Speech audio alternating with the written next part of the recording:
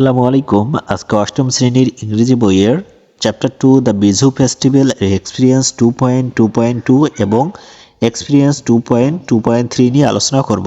তো আজকে আমরা এই দুটি এক্সপিরিয়েন্স নিয়ে আলোচনা করব। তো প্রথমেই আমরা দেখব যে এক্সপিরিয়েন্স 2.2.2 তে কি বলা হয়েছে। এখানে দেখি read the following text individually. নিচের টেক্সটটি নিজে নিজে পড়ো। ইন্ডিভিজুয়ালি মানে নিজে নিজে, বা আমাদেরকে এই টেক্সটটি নিজে নিজেই পড়তে হবে। তো উপরেরগুলো আমাদেরকে জোড়াই পড়তে বলা হয়েছিল, তো এখন আমরা এই টেক্সটটি নিজে নিজে পড়ব। তো দেখি এখানে কি বলা হয়েছে। Entering the class, mister Rafiq, a teacher of English, found his students in a very cheerful and relaxed mood. তো অনেক বড় একটি বাক্য, আমরা ভেঙে ভেঙে পড়ি। Entering the class, mister Rafiq, a teacher of English. Mister Rafiq হচ্ছে একজন ইংলিশের শিক্ষক, তিনি ক্লাসে প্রবেশ করলেন। এন্টারিং মানে প্রবেশ করা। এরপর আমরা দেখি found his students in a very cheerful and relaxed mood.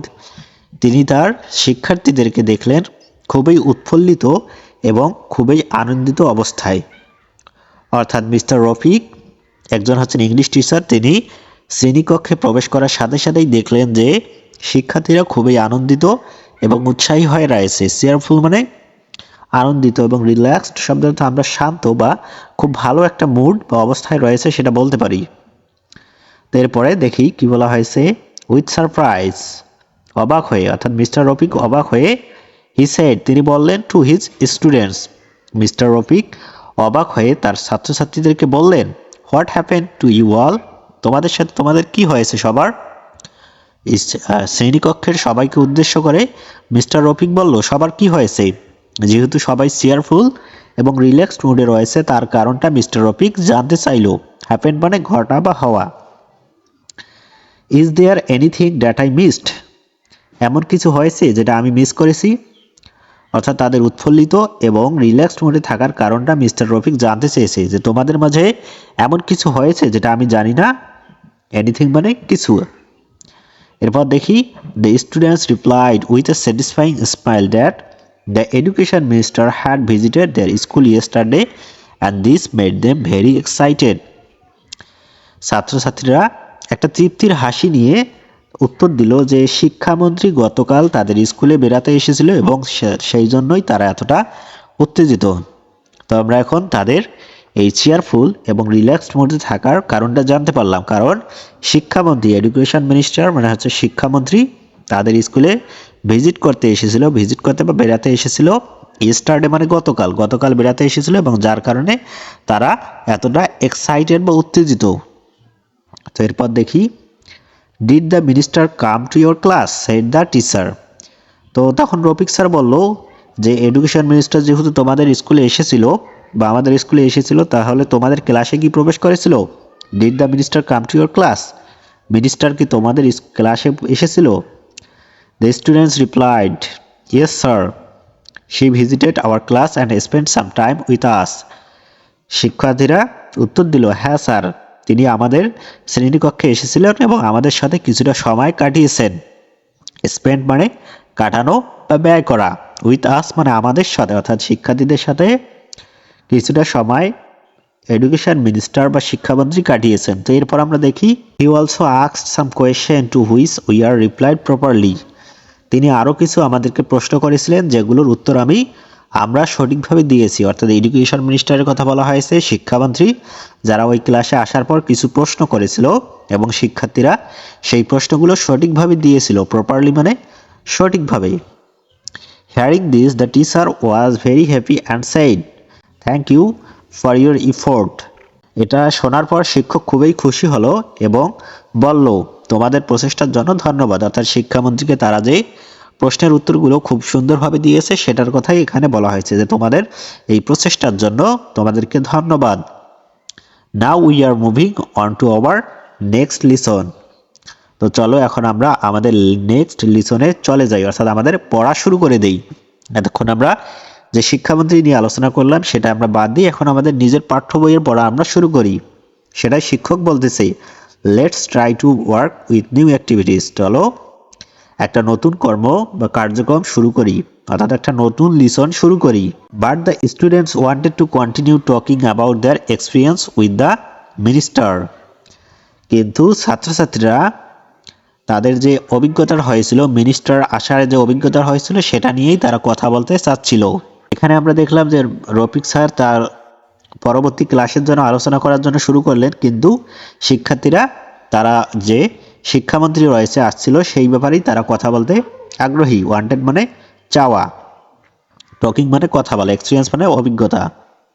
তো এটা কিন্তু এই গল্পটি খুব ভালোভাবে পড়া উচিত, কারণ এটা একটা শিক্ষণীয় গল্প। কারণ এই গল্পটি যদি আমরা না পড়ি তাহলে কিন্তু পরবর্তী এক্সপিরিয়েন্সটির উত্তর দিতে আমাদের সমস্যা হতে পারে। তাই অবশ্যই মনোযোগ সহকারে ক্লাসটি করো। তো এখন আমরা দেখি, so one of the student said, একজন শিক্ষার্থী বলল, may we carry on talking about many interesting things that happened yesterday. আমরা কি গতকাল যে মজার ঘটনাগুলো ঘটেছিল সেগুলো শুরু করতে পারি, অর্থাৎ গতকাল যে ঘটনাগুলো ঘটেছিল তার কিছু মজার ঘটনা আমরা কি বলতে পারি। মিস্টার রফিক স্যারকে শিক্ষার্থীরা বলতেছে, যেহেতু শিক্ষা মিনিস্টার এসেছিল বা শিক্ষামন্ত্রী এসেছিল, সেই শিক্ষামন্ত্রী আসার জন্য যে ঘটনাগুলো ঘটেছিল সেগুলো শিক্ষার্থী রফিক স্যারকে বলতে চাই। We would like to share those with you, আমরা এগুলো তোমাদের সাথে আপনার সাথে শেয়ার করতে চাই। এরপর দেখি, দ্য টিচার রিপ্লাইড, শিক্ষকটি উত্তর দিল, অফকোর্স, অবশ্যই, I would love to hear that, আমি এটা শুনতে অবশ্যই পছন্দ করব বা ভালোবাসবো। তো এই গল্পটি আমরা খুব সুন্দরভাবে অর্থ সহকারে পড়লাম। এখন আমরা এক্সপিরিয়েন্স 2.2.3টি নিয়ে আলোচনা করব। এই গল্পটি কিন্তু খুবই গুরুত্বপূর্ণ, কারণ এই গল্পটির উপর যারা ভালোভাবে বুঝবে তারাই কিন্তু পরবর্তী প্রশ্নগুলোর উত্তর দিতে পারবে। তো এখন আমরা পরের অ্যাক্টিভিটিটি শুরু করি। তো প্রথমেই আমরা দেখে নেই এক্সপিরিয়েন্স 2.2.3তে আমাদেরকে কি করতে হবে। Imagine you were in that class, কল্পনা করো তুমি সেই শ্রেণীকক্ষে ছিলে।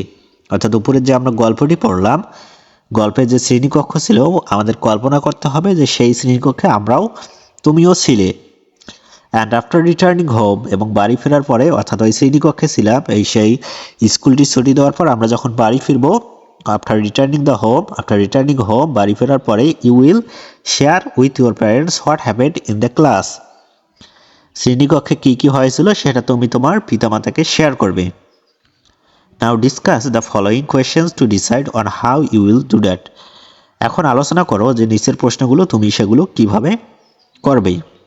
তো এটা মূলত এক্সপিরিয়েন্স 2.2.3, সেটা আমাদেরকে এই প্রশ্নগুলো নিয়েই আলোচনা করতে হবে। তো এই প্রশ্নগুলো আমরা খুব সুন্দরভাবে অর্থ সহকারে বুঝবো এবং এগুলোর উত্তর করার চেষ্টা করব। তো দেখি প্রশ্নগুলো।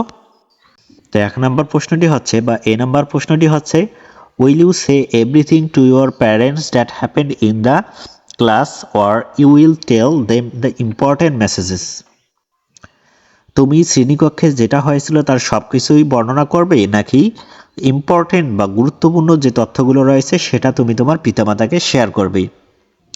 অর্থাৎ আমরা উপরে যেটা দেখলাম যে আমাদেরকে কল্পনা করতে হবে আমরা সেই শ্রেণীকক্ষে ছিলাম এবং সেই শ্রেণীকক্ষে আমরা বাড়ি ফিরে আমাদের পিতামাতাকে যা যা ঘটেছিল স্কুলে সেটা বলবো। এখন আমরা সবগুলো ঘটনাই বলবো নাকি ইম্পর্টেন্ট মেসেজগুলো বলবো। সাধারণত কিন্তু আমরা স্কুলে বা আমাদের বন্ধুদের সাথে যেটা হয় সেটা আমরা বাড়িতে গিয়ে সাধারণত যে ঘটনাগুলো ইম্পর্টেন্ট বা গুরুত্বপূর্ণ, যেগুলো মজার, সেগুলোই বলি। তো এটার উত্তর হবে, I will tell the important messages to my parents, আমি ইম্পর্টেন্ট মেসেজগুলো রয়েছে বা ইম্পর্টেন্ট যে তথ্যগুলো রয়েছে সেটা আমার পিতামাতাকে বলবো। এটা হচ্ছে এ নাম্বার অ্যান্সার। এখন আমরা বি নাম্বার প্রশ্নটি দেখি, will you tell all the messages one after another or arrange them based on their importance, তুমি কি সেই মেসেজগুলো বা তথ্যগুলো একের পর এক বলবে, স্কুলে যেটা হয়েছিল সেটা একের পর এক বলবে, নাকি সেগুলো বলবে তুমি তাদের গুরুত্বের উপর ভিত্তি করে। অর্থাৎ স্কুলে যেগুলো হয়েছিল সেগুলো প্রথম থেকে শুরু পর্যন্ত সিরিয়ালি বলবে, নাকি যেটা গুরুত্বপূর্ণ সেটা আগে বলবে। তো সাধারণত কিন্তু আমরা যে ঘটনাগুলো আগে, যেটা ভালো বা যে ঘটনার খুবই গুরুত্বপূর্ণ, যেটা মনে রাখার মতো, সেটাই আগে বলি। তো এটার উত্তর হবে, I will arrange them based on their importance, আমি সেগুলোকে তাদের গুরুত্বের উপর ভিত্তি করে বলবো আমাদের পিতামাতাকে। তো এটা বি নাম্বার অ্যান্সার। এখন আমরা দেখি সি নাম্বার অ্যান্সারটি কী হবে। তো তার আগে সি নাম্বার প্রশ্নটি একবার পড়ে নেই। Will you share the information to your parents in your own words or use the quotation from the given text? তুমি কি সেই তথ্যগুলো তোমার পিতামাতাকে তোমার নিজের ভাষায় বর্ণনা করবে বা নিজের ভাষায় বলবে, নাকি উপরে যে টেক্সটটি আমরা পড়লাম সেই টেক্সট থেকে সরাসরি কোনো বাক্য উদ্ধৃতি দিয়ে তুলে দেবে? অর্থাৎ শ্রেণীকক্ষে যেগুলো হয়েছিল সেগুলো তুমি সরাসরি যে টেক্সটটি ছিল সেগুলো থেকে তুলে দেবে, নাকি তোমার নিজেদের মতো করে বলবে?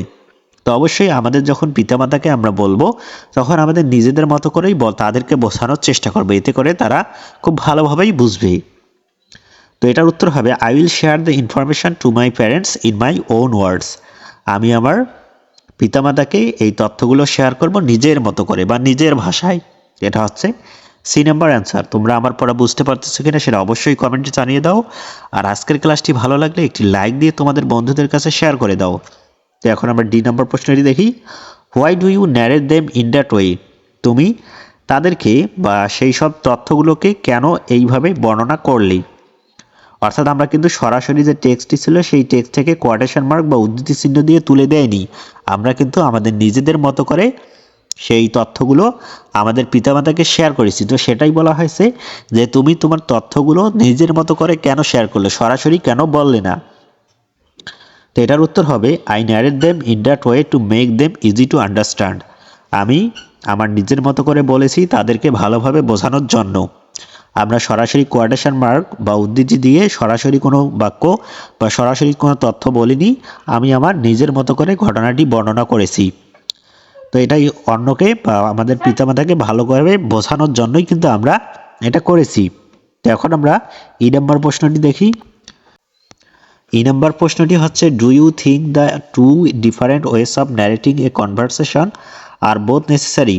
তুমি কি মনে করো এই দুইভাবে ন্যারেটিং করা বা এই দুই ধরনের বাক্য, একটা হচ্ছে সরাসরি তুলে ধরা এবং আর একটা হচ্ছে নিজেদের মতো করে বলা, এটা কনভারসেশন বা কথোপকথনে খুবই গুরুত্বপূর্ণ? এই দুটো বাক্যই কি গুরুত্বপূর্ণ? তুমি কি মনে করো এটা? Give reasons for your answer. তোমার অ্যান্সারের কারণটা বলো। তো এটার অ্যান্সার হবে yes I think the different ways of narrating a conversation are both necessary. আমি মনে করি দুই ধরনের এই বর্ণনা করাই এটা একটা কনভারসেশনে খুবই গুরুত্বপূর্ণ। কারণ because sometimes we have to express the words of others directly. কারণ মাঝে মাঝে আমাদের অন্যের যে কথাটি সেটা সরাসরি তুলে ধরতে হয়। And sometimes we have to say the words of others in our own way. এবং মাঝে মাঝে আমাদের অন্যের কথাটি আমাদের নিজেদের মতো করে বলতে হয়। তো অবশ্যই কখনো কখনো আমাদেরকে কিন্তু অন্যের কথাটি আমরা সরাসরি কনভারসেশনে বলি এবং কখনো কখনো আমরা নিজেদের মতো করে বলি যাতে অন্যরা ভালোভাবে বোঝে।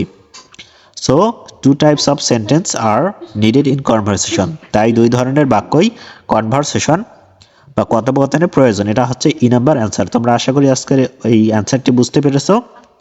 আজকের ক্লাসটি করার জন্য অসংখ্য ধন্যবাদ। আর যদি বুঝতে পেরে থাকো তাহলে অবশ্যই একটি লাইক দিয়ে তোমাদের বন্ধুদের কাছে শেয়ার করে